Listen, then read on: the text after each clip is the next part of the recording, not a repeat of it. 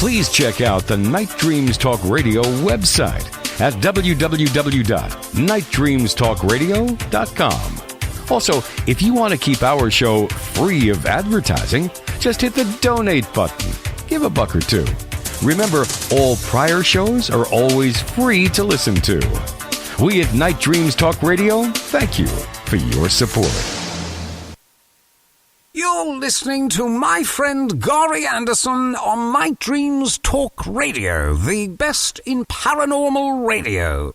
Well, I hope everybody had a great weekend, and here it is. The week has already started. Boy, I'm just recovering from the flu. I actually had to force myself to get out of the bed to do the show tonight. I've been, in bed for 3 days. And I'll tell you one thing. I don't mind laying in the bed for, maybe 10 or 12 hours once in a while, but 3 days, I tell you, every part of your body just kind of, hurts.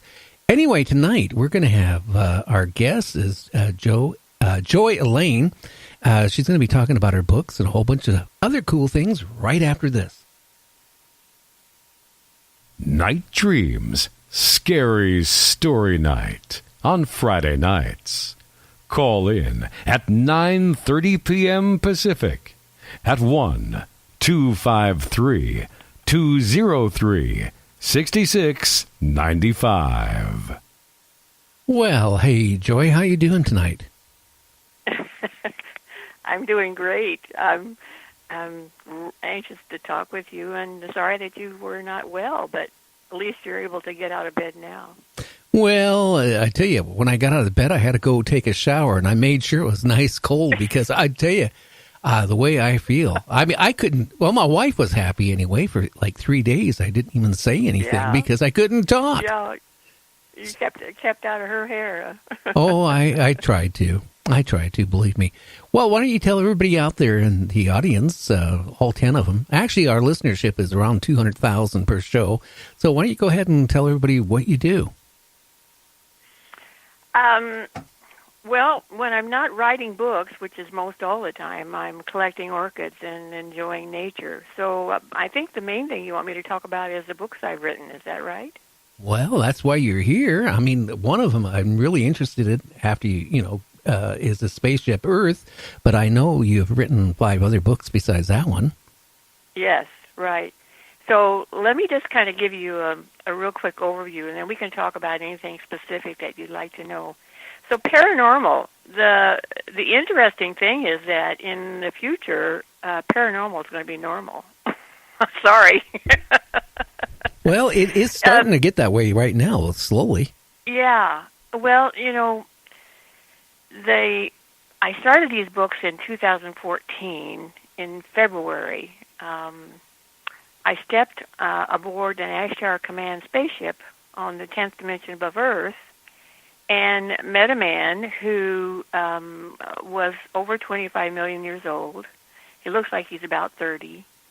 And we started, the reason I stepped on his ship was that I'd put together some energy work to assist the Earth. That's kind of been my thing for the past several years.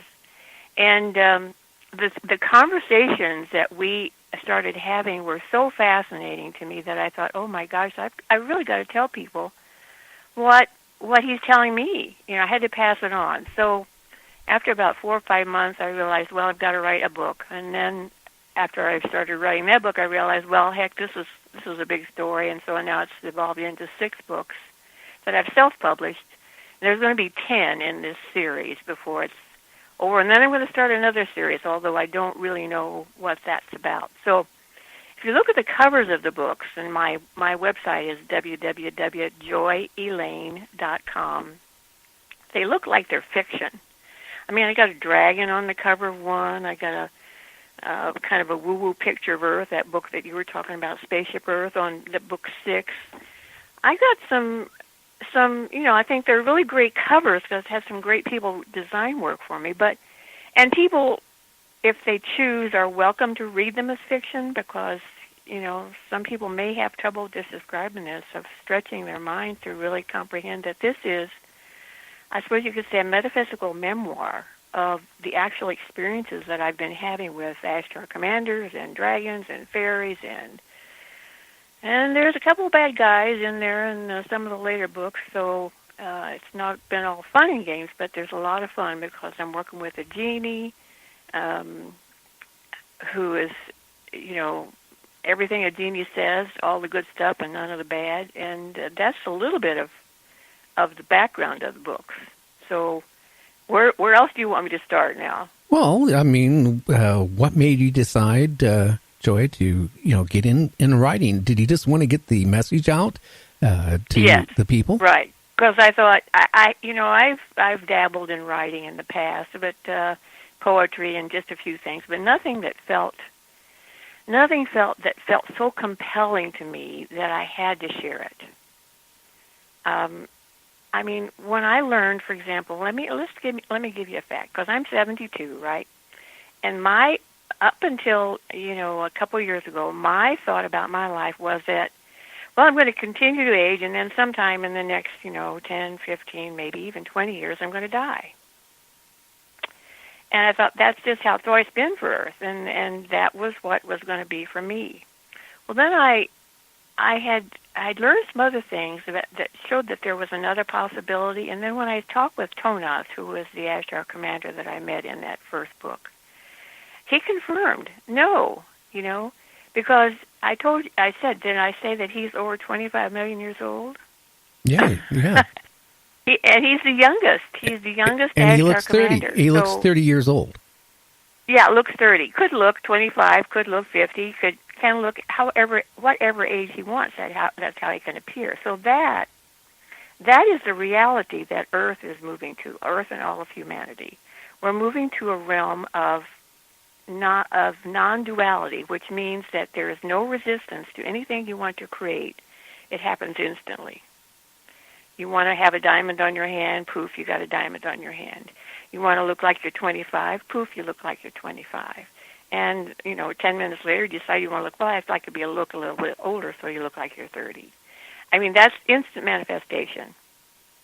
Oh, and wow. I had to share that. I had to tell people, hey, there's another option besides, death. Now, not everybody's going to accept that or be able to accept that, but I know that some of your listeners, maybe they've got a more open mind because, after all, they're listening to paranormal stuff.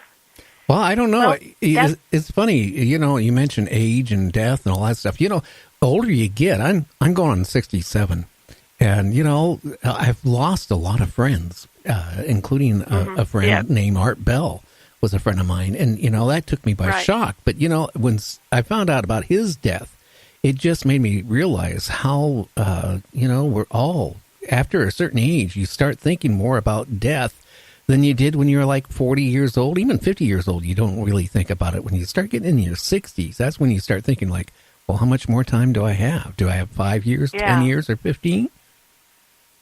Or maybe 350. Well, that would be, no, I don't know. I understand what you're saying, because you wouldn't want to live that long if you didn't feel good. No, I mean, I put it this way. I don't want to grow old at 100 and look 150, act like 150, and be stuck in a wheelchair and not know who I am. I rather, if I could stay, that would be. If I could stay looking 50 years old till I was 130 or 150, I'd be really happy.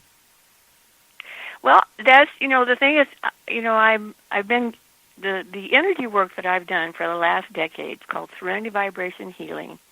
And some of the other academic academy tutorials, you could say, that I've taken with some of the Ascended Masters, they've given me some gifts, and one of them is seeing things in the future. All right?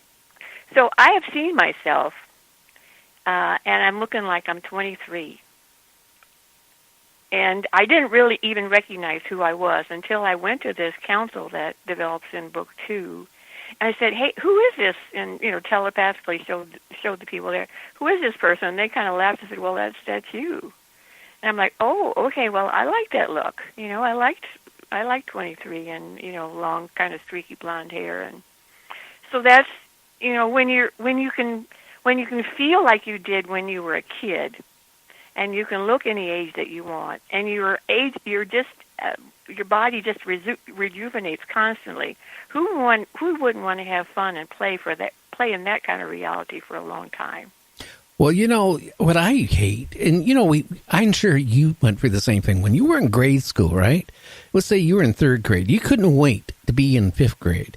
And then when you were in fifth grade, you couldn't wait to be in junior high school. And then when you were in junior high school, you couldn't wait to be and you just want to be older so fast.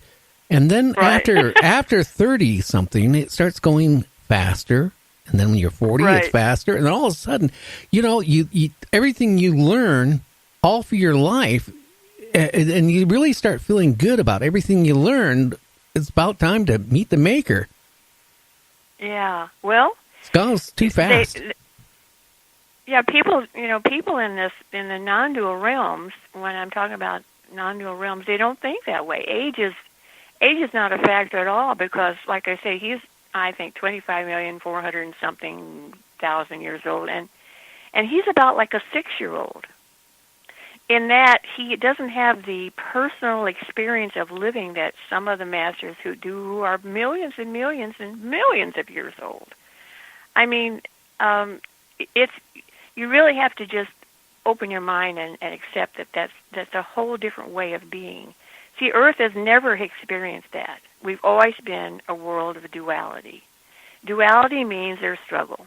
There's a good, there's a bad. There's fighting. There's fight for the survival. There's, the fittest wins, all that sort of stuff. That's been Earth ever since humans were on Earth. So you can imagine that's our mindset. That's the beliefs in collective consciousness that we're all getting old, we're all going to die, etc., and that's it. Well, there's worlds. There's half of the worlds in our universe are non-dual, which means there is absolutely no resistance to whatever you want to create. There is no death. There is no illness. There is no aging. It's like there's teleporting. There's telepathy. It's like it's stuff of science fiction. All right. That's why some people are going to read these books and think, "Gosh, these got to be fiction. I just can't believe this." And sometimes I even have to pinch myself because I've experienced it myself. I've experienced these things, and I think, oh, my gosh, it just takes your breath away. Well, what things have you experienced, Joy? Well, I've seen these things in the future. I mean, I'm 72. I don't look like I'm 72. Most people say that I'm look much younger than that. But I've seen and heard and know these things are happening, and I'm excited about that. I wanted people to know.